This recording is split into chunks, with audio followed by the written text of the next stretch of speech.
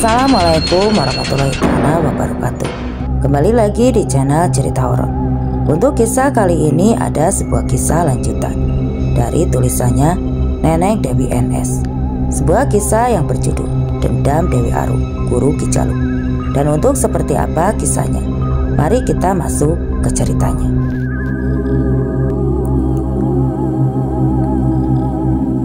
Setelah membebaskan Bu Jamila dari belenggu pelet kembang kantil milik Nyai Sekar Kantil atas perintah Ki Jalu, Bu Jamila langsung berubah drastis menjadi seperti orang yang linglung dan seperti orang yang hilang sebagian ingatannya.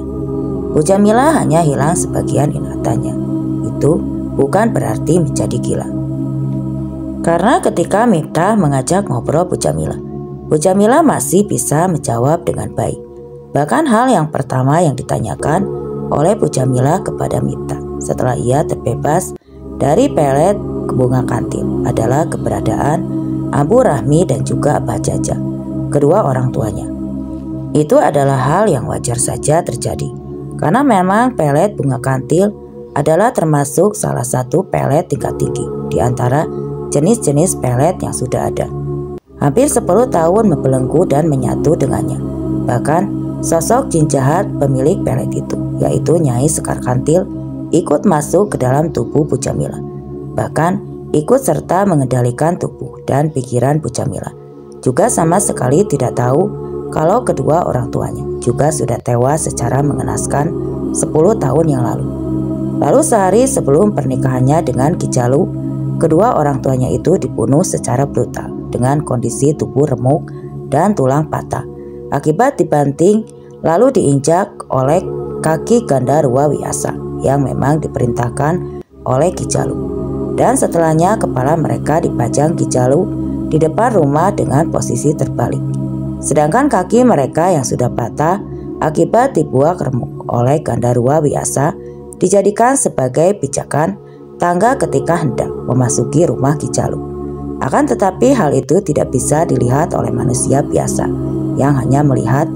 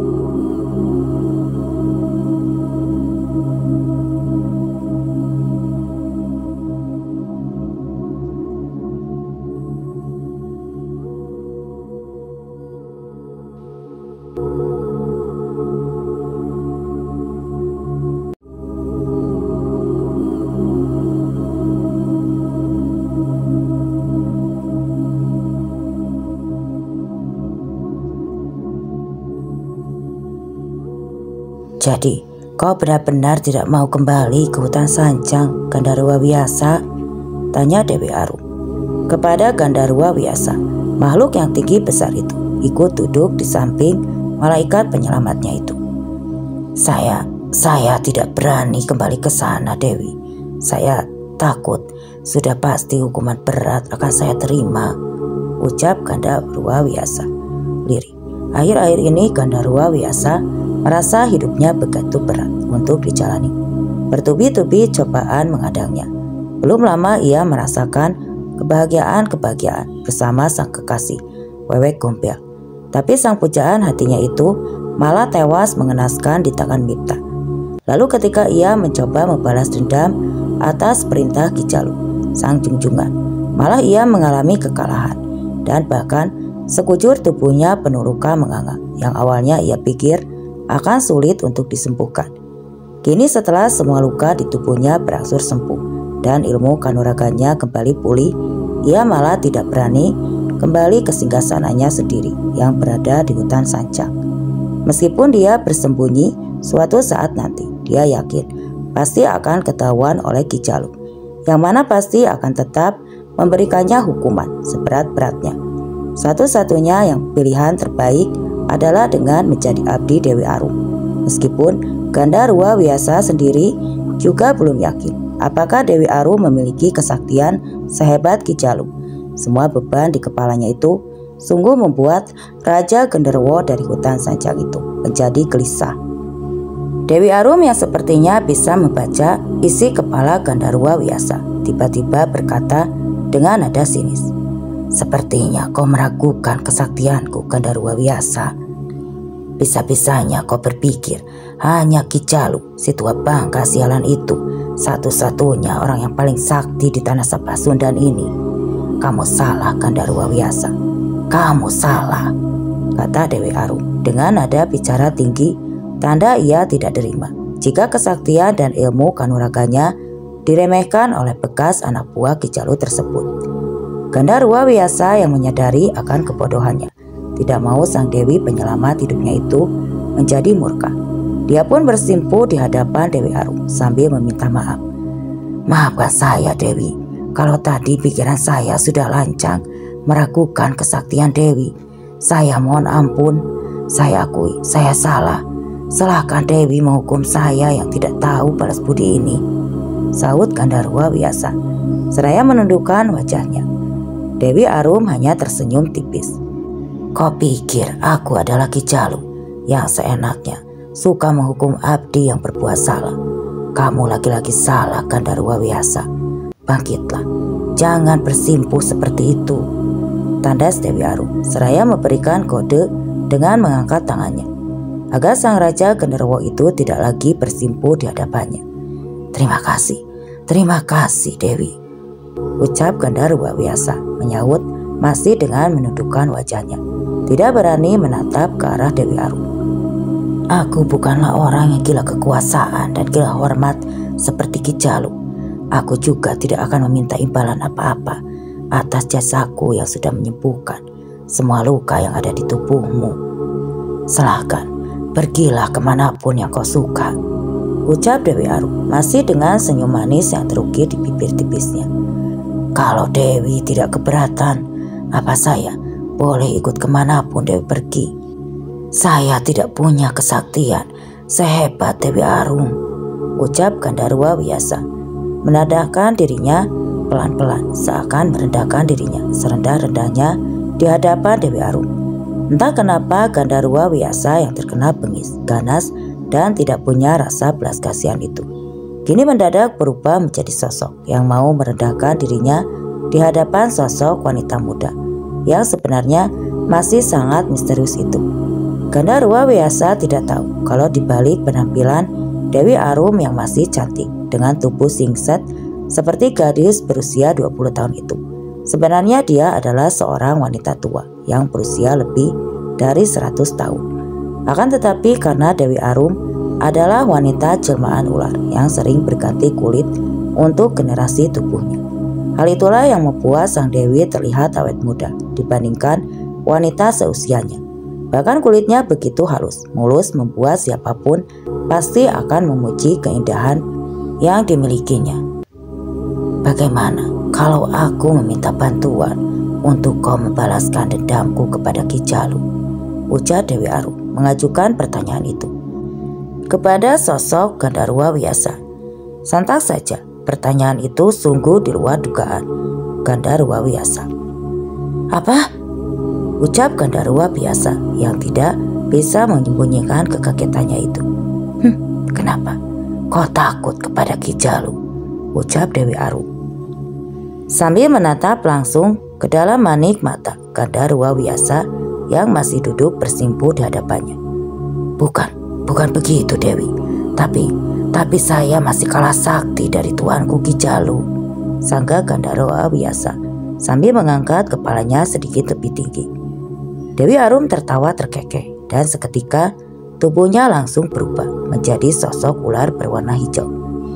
Lalu perlahan merayap mendekati sosok Gandarwa biasa sambil berdesis. Lidahnya yang bercabang dua tampak keluar dari mulutnya.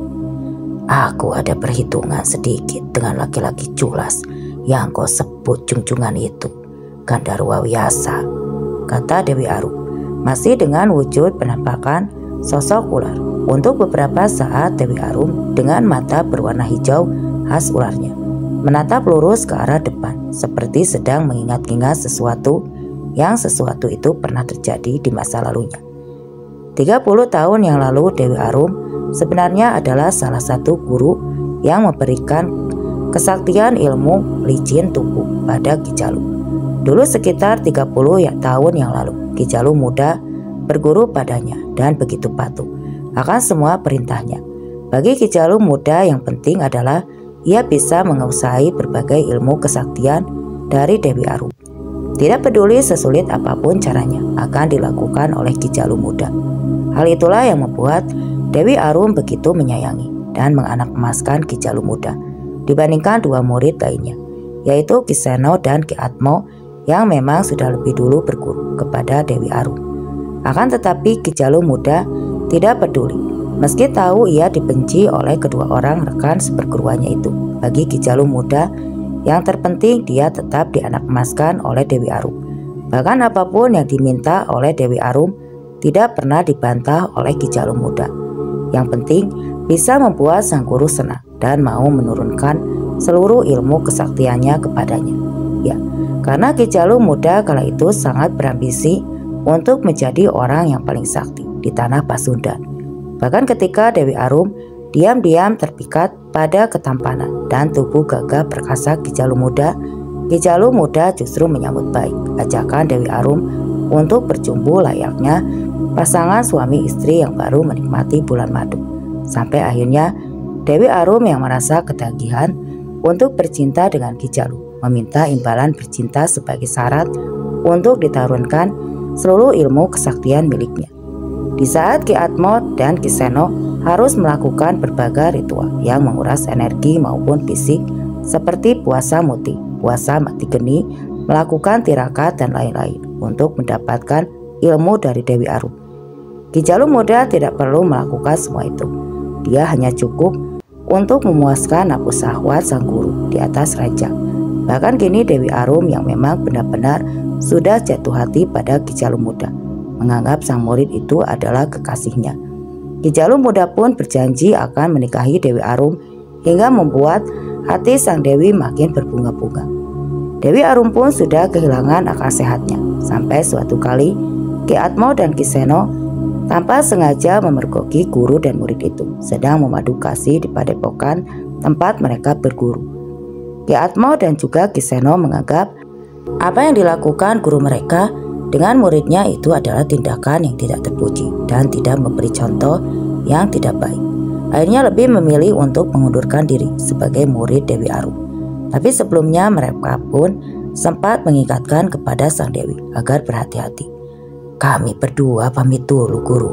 Mungkin kami berdua hanya cukup sampai di sini berguru. Kami tidak iri pada Jalu yang dianak emaskan oleh guru. Justru kami khawatir jika ia memiliki maksud terselubung kepada Anda, ucap Ki Atmo. Betul, sebaliknya Anda berhati-hati, jangan terlalu percaya sebelum Anda menyesal guru, tambah Ki Seno. Akan tetapi Dewi Arum yang sudah dibutakan oleh rasa cintanya yang begitu besar kepada Ki Jalu muda malah mendelik dan berbalik menatap marah ke arah Ki Seno dan juga Ki Atmo. Apa maksud ucapan kalian, Kalian pikir Aku adalah orang bodoh hingga kalian berdua harus susah payah mengingatkanku tentang Ki Jalu, bentak Dewi Arum seraya melotot ke arah dua muridnya, yaitu Ki Atmo dan juga Ki Seno. Mereka berdua langsung kelalapan mendapati bentakan dari Dewi Arum. Keduanya pun hanya bisa menundukkan wajah. Maafkan kami Guru, kami tidak bermaksud untuk berkata seperti itu, kata Ki Atmo mencoba menjelaskan. Akan tetapi ucapannya pun segera dipotong oleh Ki Jalu yang saat itu berada di atas angin, karena merasa dia pasti akan dibela oleh gurunya sekaligus kekasihnya itu. Bilang saja kalau kalian berdua iri sama Aing karena kalian berdua tidak bisa menjadi murid kesayangan guru kita, ungkap Ki Jalu sambil berkacak pinggang seraya memasang wajah angkuhnya sambil memandang remeh kedua rekan seperguruannya itu. Tentu saja ucapan Ki Jalu membuat Ki Atmo dan juga Ki Seno merasa marah.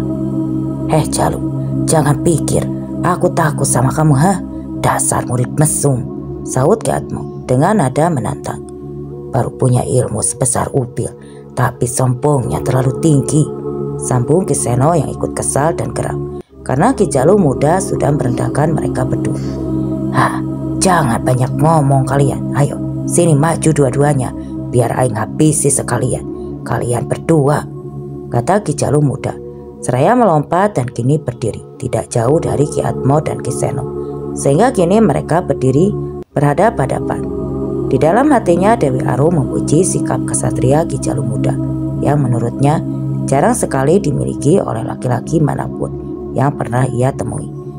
Jalu ini rupanya bukan hanya gagah perkasa dalam memuaskan aku di atas ranjang, tapi rupanya dia juga punya jiwa kesatria.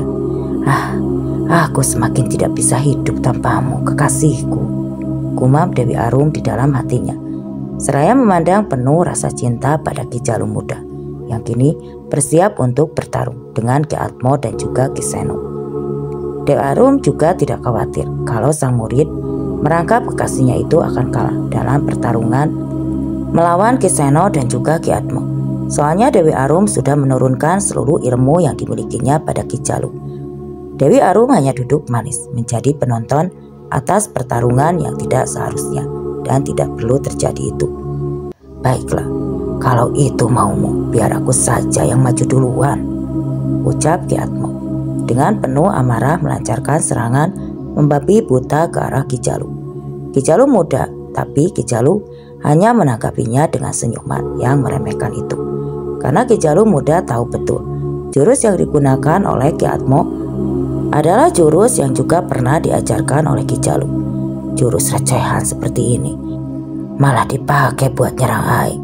Seno, ucap Ki Jalu muda yang benar-benar meremehkan kemampuan ilmu kanuragan Ki Seno.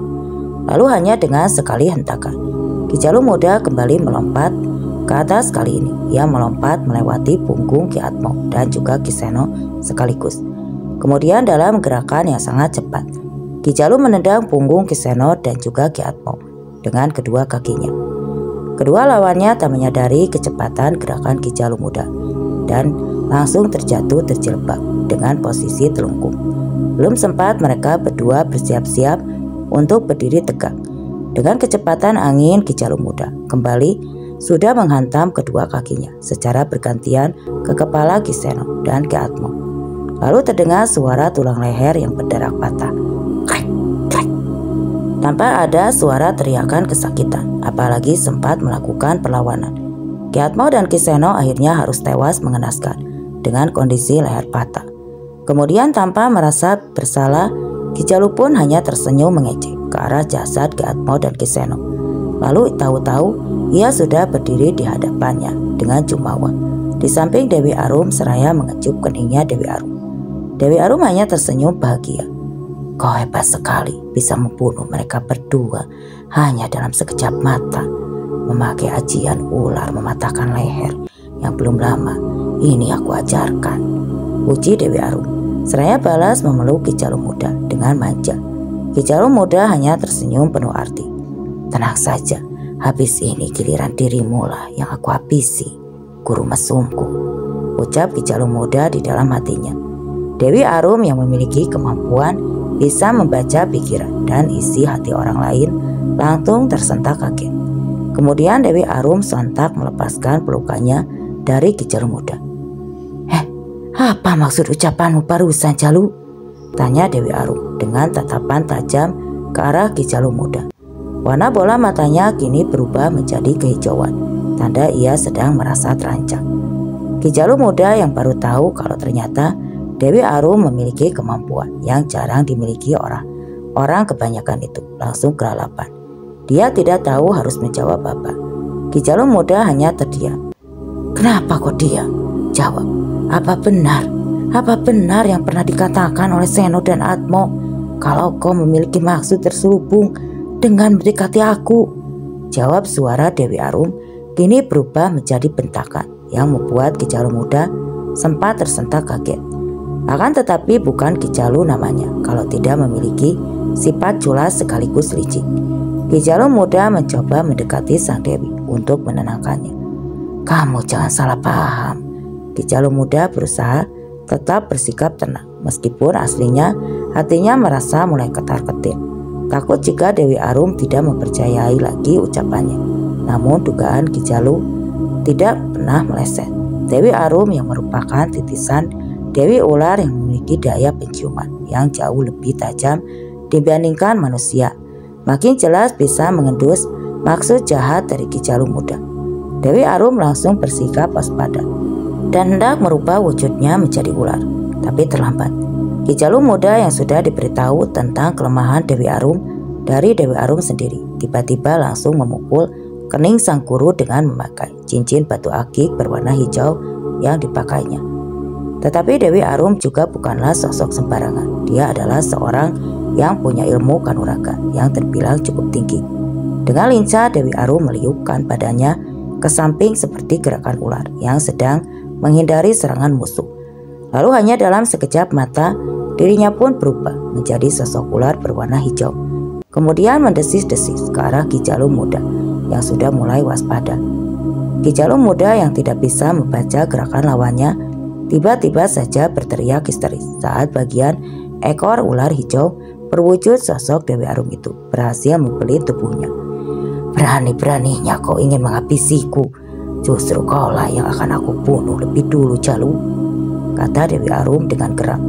Sosok ular Dewi Arum makin mendekatkan wajahnya ke arah Ki Jalu muda yang kini berubah pucat karena ia tahu apa yang dilakukan Dewi Arum selanjutnya. Tolong jangan bunuh aku, ujar Ki Jalu muda. Tapi Dewi Arum sudah kehilangan kesabarannya. Tanpa ampun, sosok ular Dewi Arum berkali-kali mematuk wajah Ki Jalu muda.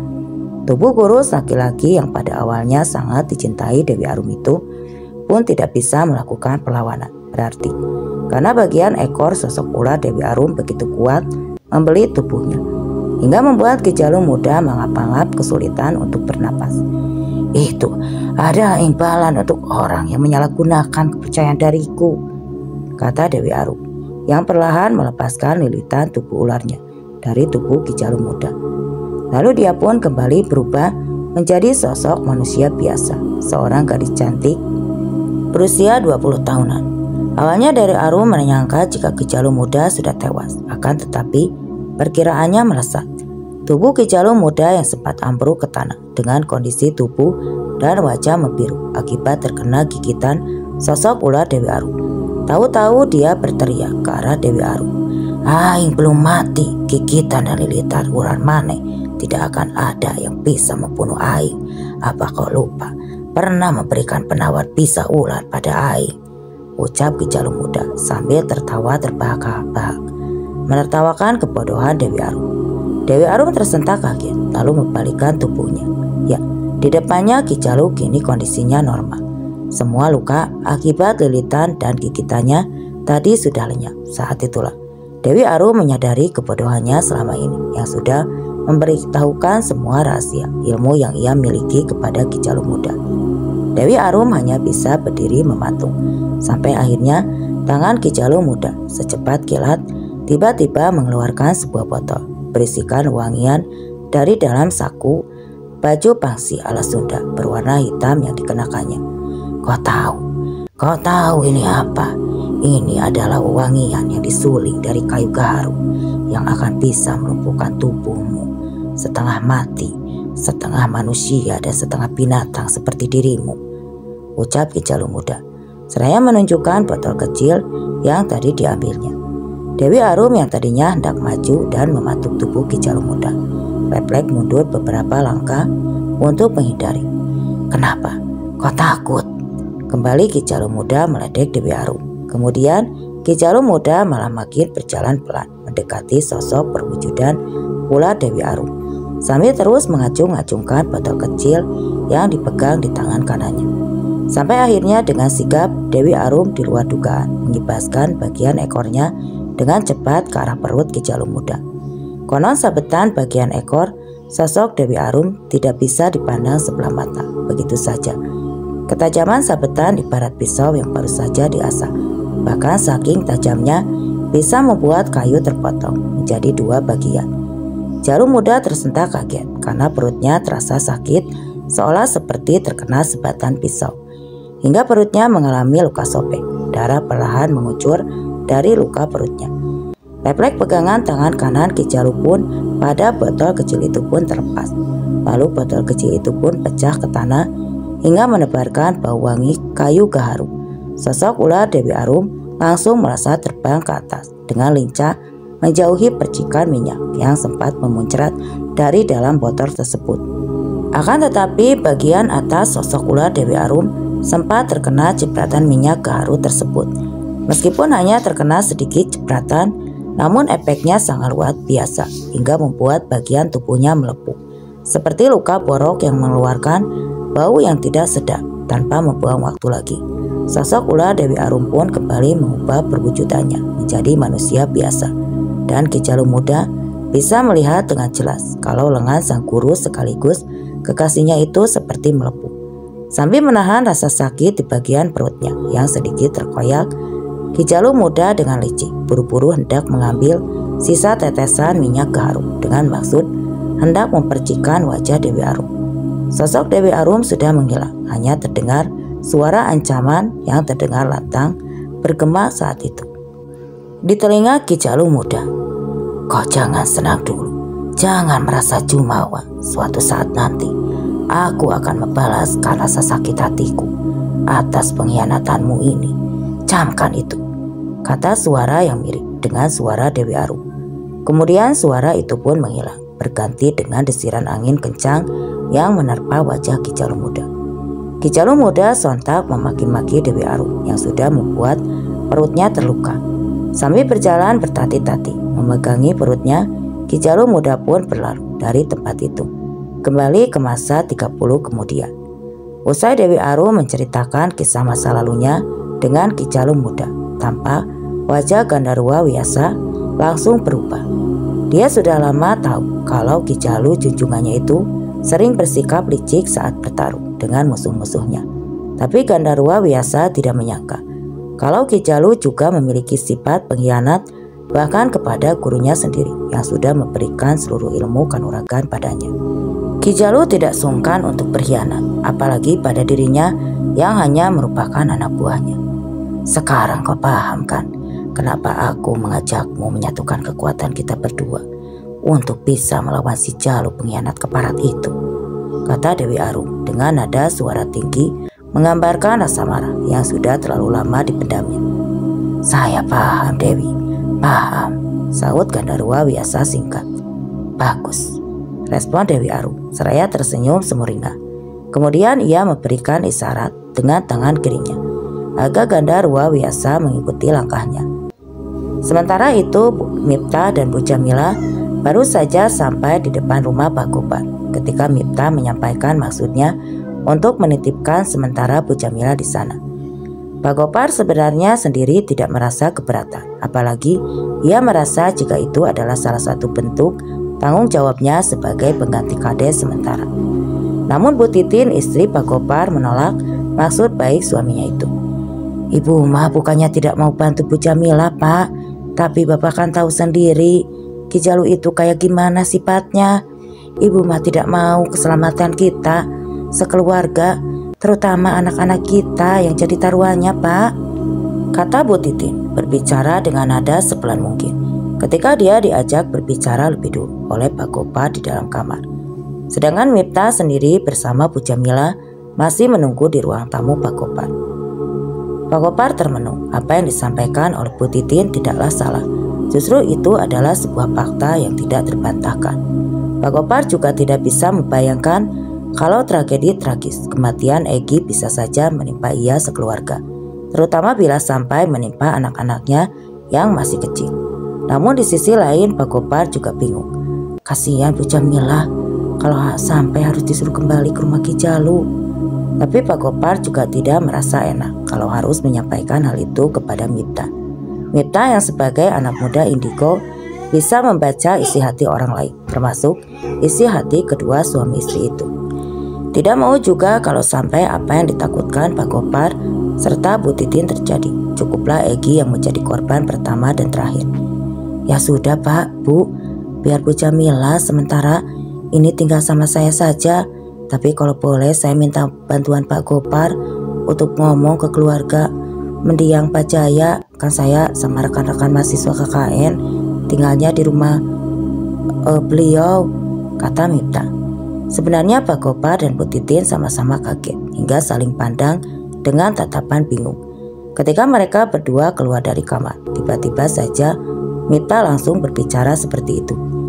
Mereka tidak menyangka kalau Miftah bisa membaca isi hati mereka berdua, juga bisa mengetahui tentang apa yang tadi barusan mereka bicarakan. Padahal jarak kamar dengan ruang tamu itu cukup jauh terpisahkan dengan 3 kamar. Baik Jang Miftah, biar saya telepon istri mendiang Pak Jaya sekarang juga, saut Pak Gopar seraya meraih ponselnya yang ada di atas meja. Kemudian Pak Gopar menekan ponsel Bu Atika. Singkat cerita beliau pun menyampaikan maksudnya. Tapi ternyata Bu Atika yang masih berduka atas kematian Pak Jaya suaminya menolak mentah-mentah permintaan dari Pak Gopar yang ingin Bu Jamila tinggal sementara dengan mahasiswa KKN lainnya. Bukannya saya gak mau Pak Gopar, saya tidak sanggup kalau nanti sering ketemu sama Bu Jamila. Saya jadi makin sakit hati. Bagaimanapun suaminya yang sudah membuat suami saya mati, ucap Bu Atika lewat ponselnya. Miftah menarik napas. Kasihan dan rasa tanggung jawabnya kepada Bu Jamila membuat dia berani mengambil keputusan. Dia pun akhirnya memutuskan untuk mengontrak sebuah rumah kecil untuk kemudian ia tempati bersama Bu Jamila. Tentu saja atas izin Pak Gopar dan warga. Miftah berkilah agar keselamatan Bu Jamila itu menjadi tanggung jawab dia sepenuhnya. Ya, sejak Bu Jamila terbebas dari pelet bunga kantil, satu persatu ingatan masa lalunya mulai bisa ia dapatkan kembali. Bahkan Bu Jamila rupanya masih ingat peristiwa 10 tahun yang lalu saat ia diusir oleh Pak Jajak gara-gara tetap tidak mau menuruti nasihat sang ayah yang tidak sudi jika anaknya lebih memilih Ki Jalu waktu itu. Saya masih dipengaruhi pelet dari Ki Jalu, Jang Miftah. Saya mah juga bingung. Padahal saya pura-pura suka sama kakek-kakek tua itu. Apalagi bersikeras minta dinikahi sama dia. Tapi sejak saya mimpi dimasuki banyak kembang kantil, semuanya berubah drastis. Rasanya malah selalu ingat sama Ki Jalu, kata Bu Jamila. Mulai menceritakan tentang apa yang sudah terjadi padanya 10 tahun yang lalu. Miftah mendengarnya dengan seksama. Lalu, apa ibu benar-benar gak ingat sama kedua orang tua ibu? Tanya Miftah yang memang masih penasaran dengan nasib kedua orang tua Bu Jamila. Meskipun sebenarnya dia sudah tahu kalau keduanya sudah tewas di tangan sosok genderuwo biasa. Mereka tewas di tangan sosok monyet besar yang tiba-tiba datang. Lalu saya lihat monyet besar itu mencekik leher bapak saya, kemudian membantingnya ke tanah. Tangis Bu Jamila pun langsung pecah. Air matanya jatuh tidak terbendung. Miftah ikut sedih melihatnya. Ia bisa merasakan rasa sakit yang diderita oleh Bu Jamila. Apalagi dia juga sempat bisa melihat kejadian seperti sebuah film yang diputar ulang kembali dengan runtutan detil setiap peristiwa yang terjadi di dalamnya. Sabar ya Bu, ucap Miftah pelan. Yang membuat saya benci sama suami saya, dia juga sudah memberikan 10 janin yang ada di dalam perut saya. kepada Raja Jin junjungan dia. Ya Allah, kasihan sekali bayi-bayi itu, Jang Mipta. Bahkan saya mengandung mereka tidak pernah tahu seperti apa wajah mereka. Kali ini Bu Jamila menangis sambil berteriak histeris untuk menggambarkan luka batin yang ia pendam selama ini. Sebagai seorang ibu yang harus kehilangan semua bayi yang dikandungnya. Melihat Bu Jamila menangis sambil meraung-raung seperti itu, hati Mipta makin ternyuh. Ya, jadi semakin kuat tekadnya untuk bisa membantu Bu Jamila. Apapun resikonya, dia juga ingin menebus rasa bersalahnya kepada Egi. Semoga saja setelah ini tidak ada lagi korban yang jatuh dari pertarungannya dengan Ki Jalu. Meskipun ada sedikit rasa khawatir muncul di dalam dirinya.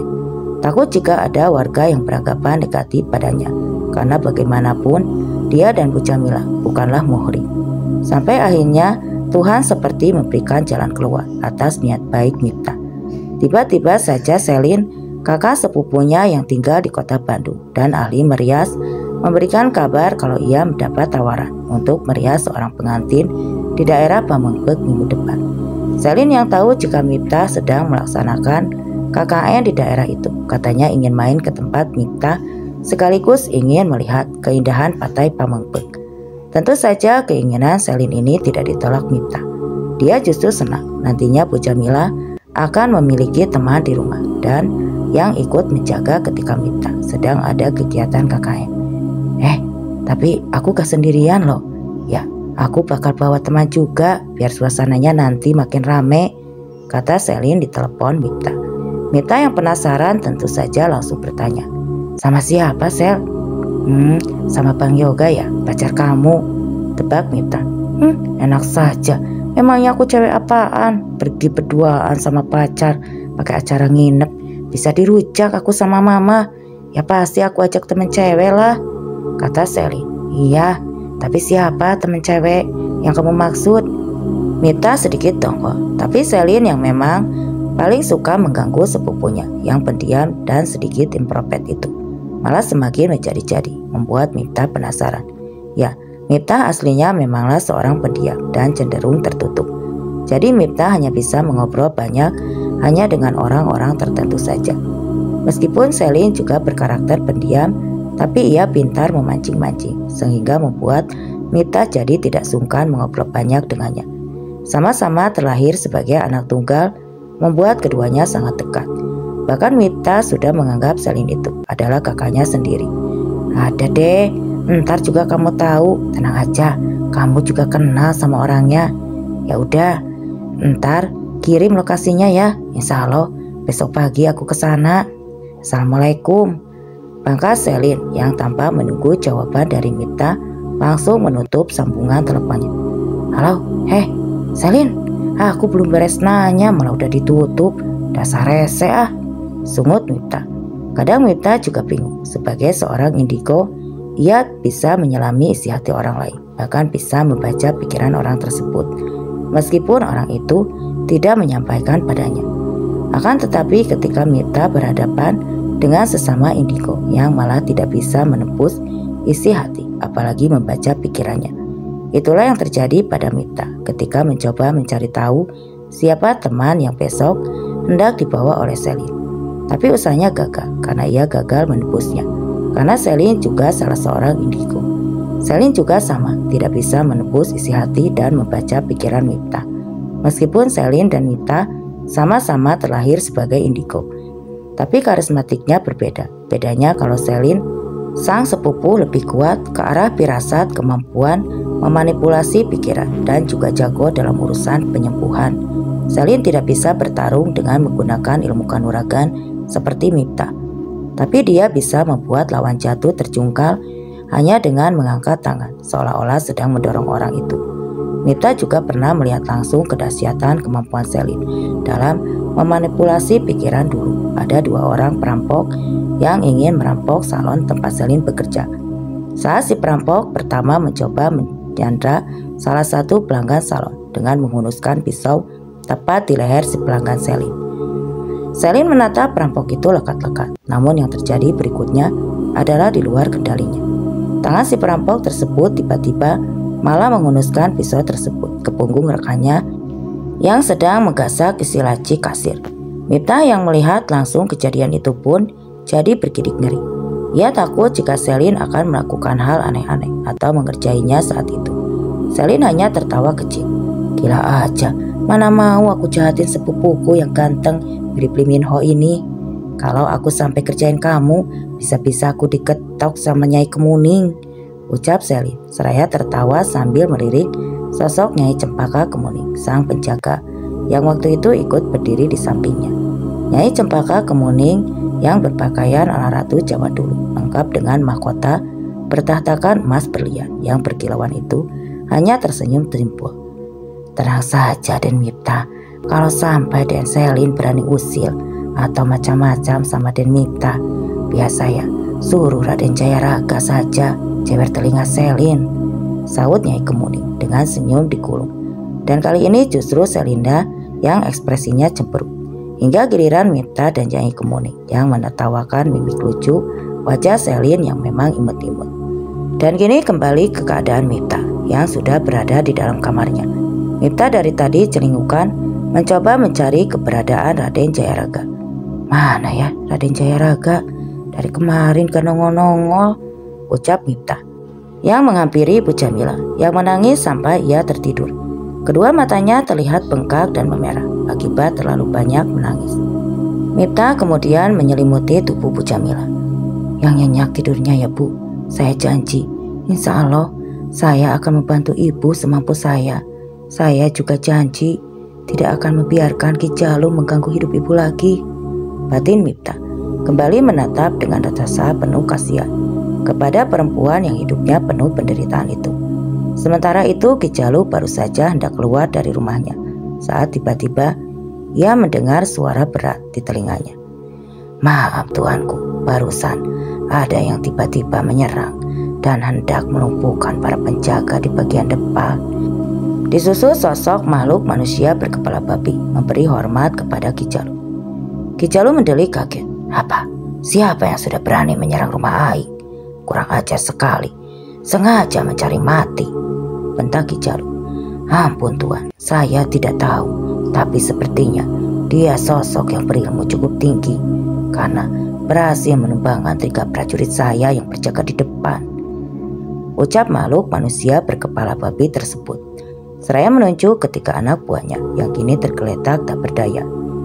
Mereka semua sudah tidak bernyawa dengan leher membiru seperti bekas gigitan, juga remuk seperti habis dililit sebuah benda yang menghancurkan tulang-tulang mereka. Kurang ajar, Aing ini tahu ini perbuatan siapa. Jangan takut, nanti dia juga akan datang sendiri mengantar nyawanya ke sini. Berani merusak pagaran rumah dan menyerang anak buah Aing, sama saja bunuh diri, tandas Ki Jalu seraya menatap ke depan dengan tangan berkacak pinggang, di mana dia bisa melihat 2 sosok yang mulai mendekat ke arahnya. Dan cerita pun selesai. Oke teman-teman, sekian untuk kisah kali ini. Semoga apa yang saya bawakan kali ini dapat menghibur kalian semua.